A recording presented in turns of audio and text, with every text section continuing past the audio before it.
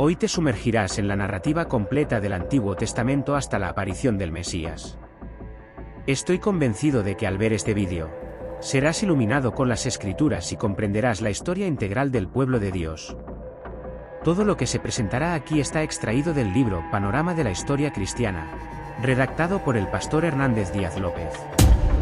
Todo comenzó en el principio, donde solo existía Dios, quien desde la eternidad ha sido el origen de todo y el creador de todas las cosas. En los primeros días, Dios creó los cielos y la tierra, así como al hombre y la mujer, Adán y Eva, quienes vivían en comunión con él en el jardín, siendo administradores de su creación. Sin embargo, cayeron en pecado, lo que condujo a la depravación total de la raza humana. Adán y Eva tuvieron dos hijos, Caín y Abel, siendo Caín el primer homicida y fratricida de la historia. A pesar de esto, surgió una descendencia santa que buscaba a Dios, pero la maldad y violencia se extendieron por la tierra, llevando a Dios a decretar el diluvio para limpiar la humanidad. Noé, un hombre justo, construyó un arca para salvar a su familia y a todas las especies. Tras el diluvio, Dios reinició la tierra y escogió a Abraham, un peregrino de la fe, para formar un pueblo que sería el instrumento para traer al Mesías prometido. Abraham esperó durante años el cumplimiento de la promesa de tener un hijo, Isaac, quien, junto con su esposa Rebeca, tuvo dos hijos gemelos, Esaú y Jacob. Hoy explorarás en detalle toda la historia del Antiguo Testamento hasta la aparición del Mesías. Estoy seguro de que si ves todo el vídeo, serás iluminado con las Escrituras y conocerás la historia completa del pueblo de Dios. Todo lo que se presentará aquí está contenido en el libro Panorama de la Historia Cristiana, escrito por el pastor Hernández Díaz López. Esaú, al convertirse en progenitor de los edomitas, y Jacob, quien al transformarse recibió el nombre de Israel y se convirtió en padre de los israelitas, marcan hitos cruciales en la historia del pueblo de Dios. Además de mencionar a los patriarcas, es esencial recordar algunos eventos cruciales que moldearon su historia. Abraham, reconocido por su fe inquebrantable, enfrentó la suprema prueba de obediencia cuando Dios le pidió sacrificar a su hijo Isaac, prefigurando así futuros sacrificios y demostrando la profundidad de la fe y la confianza en Dios. Isaac, a su vez, desempeñó un papel central en la continuidad de la promesa divina, especialmente evidente en la elección de su esposa Rebeca. Jacob, un patriarca marcado por grandes luchas y transformaciones, tuvo un encuentro transformador con Dios al luchar con un ángel y recibir el nombre de Israel, simbolizando su lucha y perseverancia con Dios. José, vendido como esclavo por sus hermanos, no solo ascendió al poder en Egipto gracias a su habilidad para interpretar sueños, sino que también desempeñó un papel crucial en la preservación del pueblo de Israel durante un periodo de hambruna.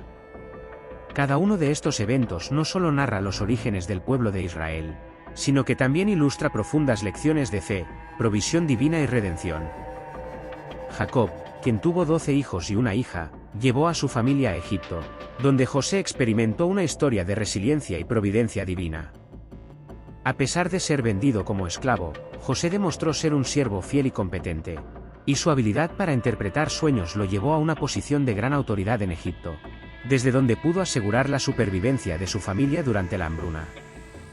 Entonces, Dios castigó severamente a toda esa generación, condenándola a perecer en el desierto, permitiendo que solo Josué y Caleb, los espías creyentes, entraran en la tierra prometida. El pueblo de Israel anduvo en círculos en el desierto durante 40 años, un año por cada día en que espiaron la tierra. El desierto se convirtió en el mayor cementerio del mundo, donde pereció toda aquella generación que salió de Egipto, excepto los dos hombres que se atrevieron a confiar en Dios. Tras los 40 años de peregrinación, tenemos 6 años de conquista de la tierra bajo el liderazgo de Josué, pero aún quedaba mucha tierra por conquistar. Josué, siervo de Moisés, introdujo al pueblo en la tierra prometida por un llamado de Dios y por una capacitación extraordinaria.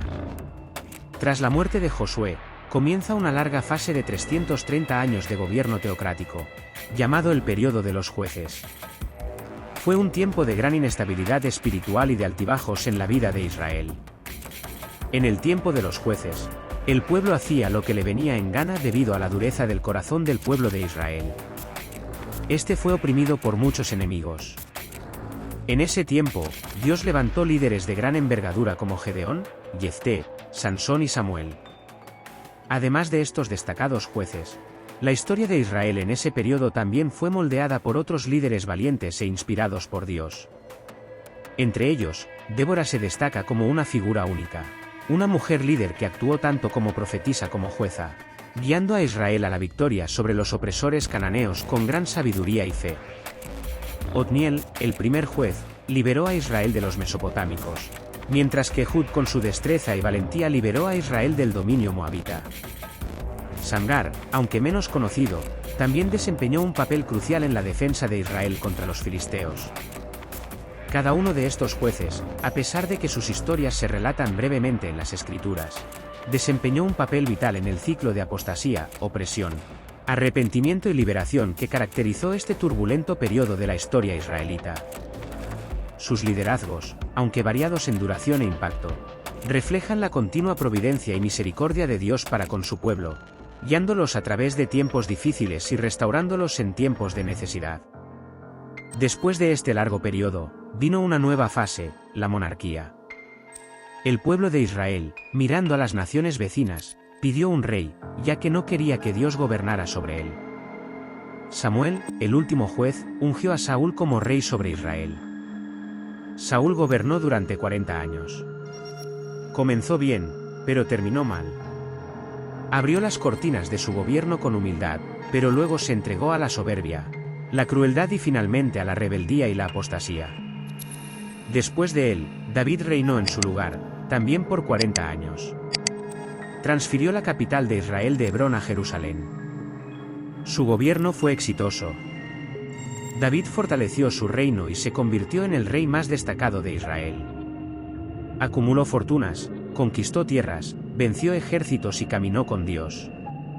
Aunque pecó gravemente, se arrepintió y fue perdonado por Dios. De su linaje vino el Mesías. Tras su muerte, Salomón, su hijo, reinó en su lugar por 40 años. Pidió a Dios sabiduría y Dios se la dio. Se convirtió en un hombre notorio en su tiempo. Edificó el templo de Jerusalén y disfrutó de paz en su gobierno. Sin embargo, debido a sus muchas mujeres, su corazón se corrompió. Solo en la vejez, Salomón se volvió hacia Dios y se arrepintió de su pecado. Así tuvimos 120 años de Reino Unido. Saúl cayó en las redes de la hechicería, David en la trampa del adulterio y Salomón en las garras de la idolatría. Dios atendió al deseo del corazón del pueblo dándole reyes, pero el pueblo tuvo que sufrir las consecuencias de esa insensata elección. Además del impacto político y económico del reinado de Salomón, es crucial resaltar su contribución a los libros de sabiduría y poesía en el canon bíblico.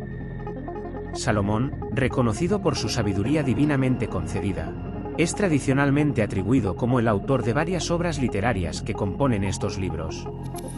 Los salmos, aunque principalmente atribuidos a David, también contienen contribuciones de Salomón y otros, ofreciendo un rico mosaico de alabanza, adoración, lamento y reflexión sobre la naturaleza de Dios y la experiencia humana. Proverbios, una colección de dichos y enseñanzas, es una fuente invaluable de sabiduría práctica para la vida cotidiana, mientras que Eclesiastés reflexiona sobre el significado y la transitoriedad de la vida y los empeños humanos. El Cantar de los Cantares, una obra única en su expresión poética del amor romántico, completa este conjunto de textos. Estos libros no solo enriquecen el Antiguo Testamento con su profundidad literaria y espiritual, sino que también han sido fuente de inspiración, consuelo y orientación para generaciones de fieles a lo largo de los siglos, reflejando la complejidad y la belleza de la relación humana con lo divino. Tras la muerte de Salomón, el reino se dividió porque su hijo Roboam se negó a atender el clamor del pueblo para aliviar los impuestos abusivos. La pompa, el fausto y el lujo del gobierno salomónico eran sostenidos por los trabajadores, asfixiados por impuestos exorbitantes. Aprovecharon la transición de gobierno para reclamar cambios. Al no lograr éxito, no pudieron seguir al nuevo rey. Así, 10 de las 12 tribus conspiraron contra Roboam y siguieron a un nuevo líder, Jeroboam, formando el reino del norte, cuya capital fue Samaria. Este reino duró 209 años. Tuvo 19 reyes de 8 dinastías diferentes. Ninguno de estos reyes fue piadoso, todos se desviaron de Dios y siguieron los caminos de Jeroboam. Este rey decidió usar la religión por intereses políticos, temiendo que sus súbditos buscaran Jerusalén para adorar en el templo y fueran así atraídos políticamente por los reyes de Judá. Jeroboam decidió construir templos en el reino del norte en Betel, Gilgal y Bersea. En ellos, colocó un becerro de oro e indujo al pueblo a adorarlo como si fuera el propio Dios. Todos los 19 reyes del reino del norte siguieron este camino, todos fueron impíos y perversos. Ninguno buscó a Dios. El Señor levantó en ese tiempo algunos profetas para denunciar el pecado de los reyes de la nación y de los profetas de la conveniencia, así como de los sacerdotes sobornados por dinero. Dios levantó en ese tiempo a los profetas Amós, Oseas y Miqueas. Ellos valientemente confrontaron desvíos de la nación desde el palacio hasta las chozas, desde los templos rivales hasta el comercio, desde las calles hasta los campos. Denunciaron la corrupción política y levantaron la voz contra la religión prostituida. Lanzaron el nivel acusatorio de Dios contra los poderes ejecutivo, legislativo y judicial que se habían corrompido. Denunciaron la injusticia social y la opresión económica, convocando al pueblo al arrepentimiento. Pero sus mensajes cayeron en oídos sordos. En el reinado de Acab, por intermedio de su mujer Jezabel, se difundió en Israel la perniciosa creencia en Baal, el dios cananeo de la prosperidad. En ese tiempo, Dios levantó al profeta Elías para desenmascarar a esta divinidad pagana y derribar la credibilidad del ídolo abominable. Aún en ese reino, Dios llamó a Eliseo para sustituir a Elías y realizar un ministerio prodigioso. Pero como Israel no quiso escuchar la voz de Dios, el Señor usó el lenguaje del castigo y trajo a Asiria contra la nación de Israel. Asiria fue la vara de la ira de Dios contra Israel, un imperio expansionista, guerrero y sanguinario. Siempre que dominaba a un pueblo, practicaba barbaridades y atrocidades contra los dominados. El imperio Medersa cayó en manos del imperio griego de Alejandro Magno, quien después de conquistar naciones y reinos, murió prematuramente a los 33 años de edad. Lamentaba no tener más tierras para conquistar. Él expandió poderosamente su imperio, difundiendo la cultura helénica y la lengua griega, útil más tarde para la rápida y sin fronteras divulgación del Evangelio. Con la muerte de Alejandro, el reino cayó en manos de 4 generales. Es importante resaltar el dominio de los Ptolomeos egipcios y los seleucidas sirios, que siempre estaban en conflicto. Israel fue a veces dominado por uno, a veces por otro. En esa época, Antíoco Epífanes ultrajó a los judíos sacrificando un cerdo en el altar del templo en Jerusalén, lo que era una abominación para ellos. Este hecho dio inicio a la guerra de los Macabeos, ganada por Judas Macabeo después de mucha sangre derramada. Más tarde, en el año 63 AEC, Pompeyo conquistó Jerusalén y los romanos comenzaron a dominar Israel. Herodes el Grande construyó el puerto de Cesarea, abriendo el camino para el comercio internacional y facilitando los viajes de los misioneros al mundo. Construyó la fortaleza de Masada y muchos palacios y fortalezas. Sin embargo, Herodes era un hombre inseguro y violento. El miedo a perder el trono lo atormentó durante toda su vida. Se casó 10 veces y tuvo muchos hijos. Cuando se casó con Mariamna, mujer de la nobleza, mandó matar a todos los nobles de su familia por miedo a perder su trono. A petición de su suegra, nombró a Aristóbulo, su sobrino de solo 17 años, como sumo sacerdote de Jerusalén. Más tarde, al ver que éste ganaba la simpatía del pueblo, mandó matarlo. Su suegra, asustada, huyó a Egipto, pero Herodes envió sus emisarios tras ella para matarla. César Augusto lo llamó a Roma debido a sus atrocidades. Antes de ir, sin embargo, mandó matar a su mujer Mariamna por temor a que ella conspirara contra él en su ausencia. Más tarde, envió a 2 de sus hijos a Roma para estudiar. Su hermana Salomé insinuó que volverían más preparados para asumir el trono. Herodes no dudó, mandó estrangular a sus 2 hijos. Antes de morir, hizo que su hermana Salomé jurara que mataría al menos a un noble de cada familia de Jerusalén porque quería. Llanto en su funeral. Herodes quedó alarmado cuando se enteró por los magos que un niño había nacido en Belén de Judea para ser rey de Israel. Después de que Herodes el Grande muriera alrededor del año 4 a.C., su reino fue dividido entre 4 de sus hijos. Arquelao, uno de los hijos de Herodes, Reinaba sobre Judea, Samaria y Edom. Este fue un pésimo rey, y los judíos al final pidieron a los romanos que lo sacaran del cargo. Roma, preocupada por los problemas en Judea, instaló allí un procurador o gobernador romano. Así fue como los romanos comenzaron a gobernar directamente Judea. En ese momento, Pilatos era el gobernador.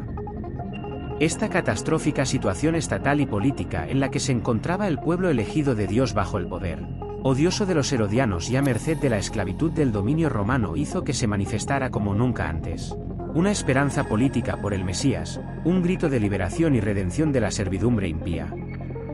Espero que hayas disfrutado de la historia. Si te gustó, comparte, dale me gusta y deja tu comentario. Eso hace que el vídeo alcance a más personas. Dios te bendiga.